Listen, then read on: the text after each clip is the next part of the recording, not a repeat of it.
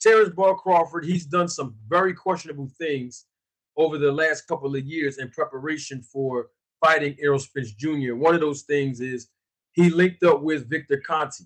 I think Victor Conti is a very intelligent man. I think Victor Conti made history in the sport of boxing by allowing himself to learn the protocols of the sport of boxing, learn the protocols of body testing after he did his 4.5 months in federal prison. Um, to my understanding, he's changed his life around and he is not dealing with illegal substances any longer. Uh, However, the cloud of suspicion is still over his head, and he has several different fighters that are under his snack program, as I like to call it. I'm doing way too much talking. The boxing outlet is here with us live and live in color. Outlet, what's your take on Terrence Crawford as far as him hooking up with Victor Conte? Man, he just went from one drug dealer to another drug dealer. These facts. So you would then say, what do you mean by one drug dealer to another drug dealer? Alex Ariza is who he was with first. Convicted of distributing steroids, PEDs, banned substances, you know what I'm saying, performing enhancing drugs to boxers. Convicted felon. Then he's one dealer, then he go to a bigger dealer. And when he go to this bigger dealer, he get more perks because the new dealer is the funder of body testing. These facts. It's not nothing I'm making up. He funded BADA to get started. He broke the blueprint of everything that lady needs. You know what I'm saying? How she's supposed to have this and that and this and that and this and that. It's a conflict of interest for him to be the owner of Snack, the one that gives the supplements. And he's been convicted of giving bad substances to athletes already. And then he's now the funder of the company that takes the samples, the blood samples, that do the testing, the anti-doping agency. He's the funder of it. You see what I'm saying? So it's like he went from one drug dealer to a bigger drug dealer. This is my analogy on my page where I say, you know what I'm saying? I don't know how in depth y'all go, but on my stuff, we real hood with it. Excuse my French ladies that's watching. Please excuse my French.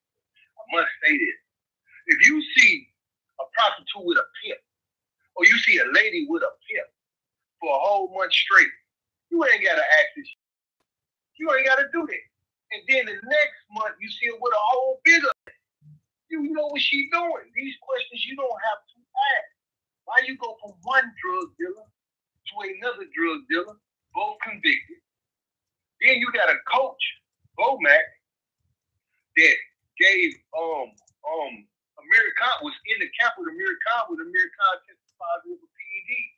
So you got three people that's in camps with people testing positive for PEDs, and you affiliated with them. Plus, you got the guy Cunningham from overseas. You got 4 felonies in your camp, and you telling me you the only one that's whistle super clean, like you clean as a whistle? It ain't adding up. It ain't. Then the punch resist. So I watch a lot of Victor Conte interviews. She don't do nothing trick on this stuff. Tell on this stuff 24/7. He say it's not cheating if everybody's doing it. Then he say 80% of the athlete is using PEDs. So this led me to believe that 8 out of 10 people that he deal with, he's giving it to them.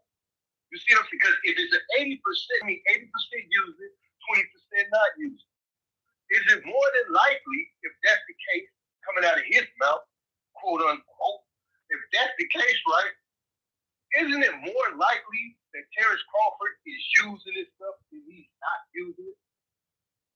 Check, come on. Is it more? You put 20 blue tickets in a, 80 blue tickets in a bowl, you put 20 red tickets in a bowl, and you shake it up. What's more than likely you go get? You go pull out the bowl, a blue ticket. So chances are that Terrence Crawford is on it.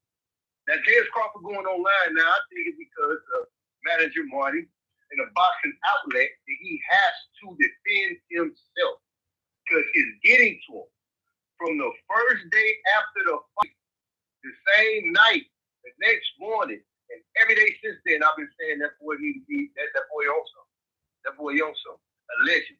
We gonna say a legend, but you know what I'm saying.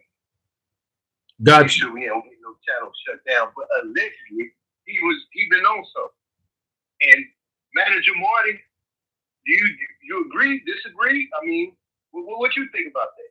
Well, I mean, I think my audience know exactly what I think about it, and I have no problem repeating it here live and live in color. We got the boxing outlet on the phone. If you're just joining us, I know that the viewership is increasing exponentially, and you're just joining us live and live in color. We have the boxing voice on the phone right now, and I'm going to answer your question like you answered mine. What I think about it, I think that Terrence Bud Crawford and his team did themselves a great disservice by going over there to the snack program in preparation of Errol Spence. I think the timing itself is just wrong. And I'll give you an example. If you look at the year that Terrence Bud Crawford went over to the snack program, and I'm not accusing Victor Conte or anybody of doing anything illegal. I'm just using this as a reference. When you look at what Terrence Crawford did, Terrence Crawford went to the snack program in 2021, nearly 7 months before he fought Sean Porter. What happened 3 years before that? Well, what happened 3 years before that in 2018 is, basically Willie Monroe Jr., who was also on the snack program.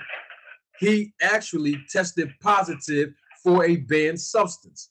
Now, we don't know if, he was given those substances by Victor Conte or whether he was doing everything legally with Victor Conte, and maybe he did something else. Maybe he did something else outside of Victor Conte's knowledge. We don't know that. All we know is that 3 years before Terrence Crawford went over to the snack program, Willie Monroe Jr. Tested positive for a banned substance, according to VADA. And so with that being said, I think just that alone will basically let people think to themselves like, well, why would I join this program if 3 years prior to one of the athletes tested positive on something, and I as an athlete, or if I'm the manager of an athlete, I don't want my client and or myself as an athlete to be embroiled in controversy. I don't want my test to come back positive, and I just want to make sure, that everything is on the up and up before I agree to the terms of going to the snack program. But according to LC, a close friend of Crawford, he was actually on this channel. He himself, and I published videos about it, he himself said, and I quote, "Bud Crawford is stubborn. He does not care if people think that he's cheating or not, just because he went over there to do business and become a part of the snack workout program with Victor Conte. As long as he believes in himself and believe that he's not taking anything illegal, then it's all good, even if it comes with consequences of being under scrutiny, being with Victor Conte." Those are the words basically of LC, a close friend of Terrence Crawford. So that's what I think of it. And then on top of that, we know that Terrence Crawford looked different in this fight against Errol Spence. We also know that Terrence Crawford looked different in the fight with Sean Porter by knocking him down more than once, which is something that never happened to Sean Porter in his career. And we also know Terrence Crawford looked different in the fight when he fought David Evanesian. He knocked him out cold with one punch, something that we have not seen Terrence Bud Crawford do, especially in the welterweight division. So when you look at the last 3 fights that he was on the snack program, we must all agree that the snack program works.